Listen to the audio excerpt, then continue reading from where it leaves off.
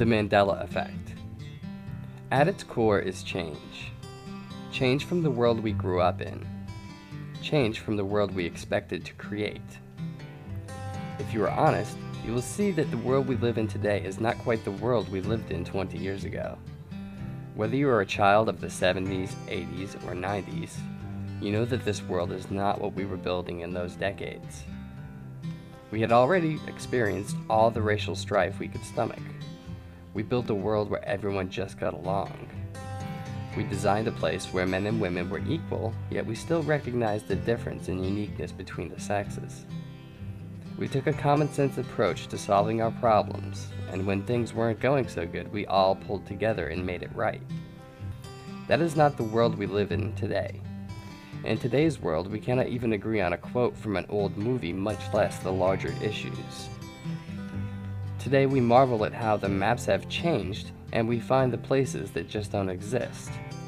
We find residue that matches our old memories, but we're told we are wrong, and those memories are nothing more but than manufactured figments of our imagination. Things we thought were fairy tales are now real, and old friends are now strangers who we never knew at all. Cherished memories are now tainted by doubt, and the words tolerance and inclusion have been perverted to mean something they were never supposed to. Science is now secondary to popular opinion and popular sentiment. In effect, the whole world has been turned upside down. Now I say that metaphorically, but perhaps it's a bit more literal than we'd care to believe. We are told by many ancient cultures that the sun and moon and stars are not right, yet we pay no heed to their warnings. We scoff at those who don't hold the same beliefs as we do. In yesterday's world, we respected the wisdom of our elders. But today, we say they are stuck in the past and we relegate them and their wisdom to out-of-the-way corners so we can live on in blissful ignorance. But the time is coming when we will not be able to deny these changes any longer. These small edits are getting larger and larger and more impactful every day. Soon, we will be living in a sci-fi novel, and it won't be a utopian dream where everyone is happy and fulfilled. No, it will be an ugly future full of ugly people concerned only with themselves. Because the Mandela Effect didn't only change our past, but our future.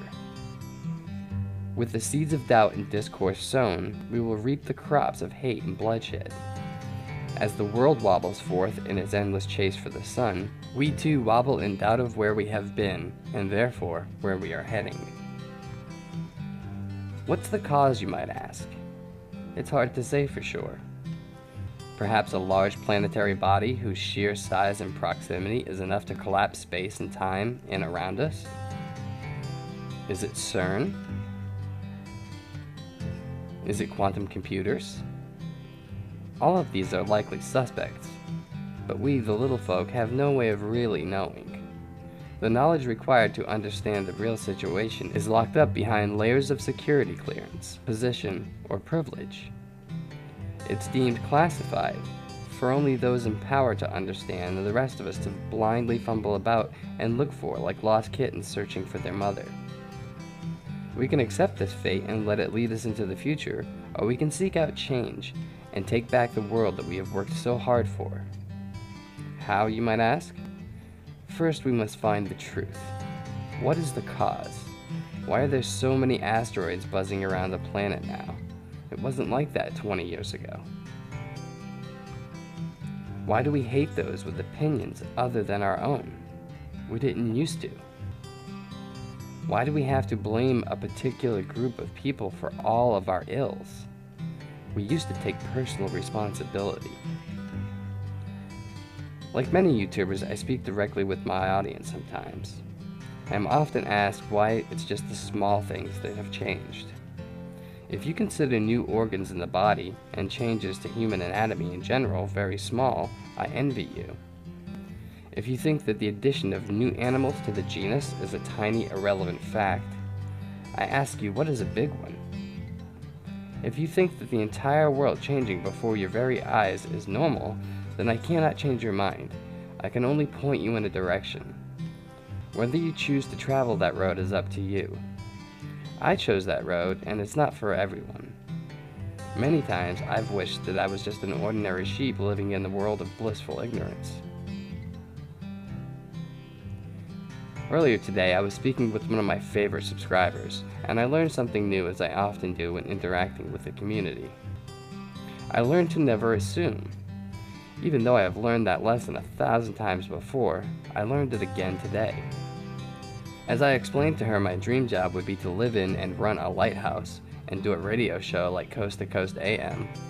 I spent many nights as a young man listening to Art Bell, as I'm sure many of you have, interviewing everyone from UFO enthusiasts to Bigfoot hunters and everyone in between. It was a magical time slot for that late night crowd who were up late thinking about life's strange possibilities, while the straight world slept comfortably, powering up to head into their sheeple jobs the next day. I too spent many a day yawning at my sheeple job because I stayed up to listen to the whole show, and other days I would spend fantasizing about having my own show one day, where I could interact with my audience and my community, those who thought like I did. And in a way I have done that. The platform is different, yet the main tenets of a back and forth between myself and the community is there. For this I am grateful. In summation, I'll read you a quote that I learned when I was a young man. The quote was from Albert Einstein, and it made such an impression on me that I decided to live my life by its simple yet insightful message. This quote guides everything I do in almost every aspect of my life. You will see it in every video I produce and every topic I speak to.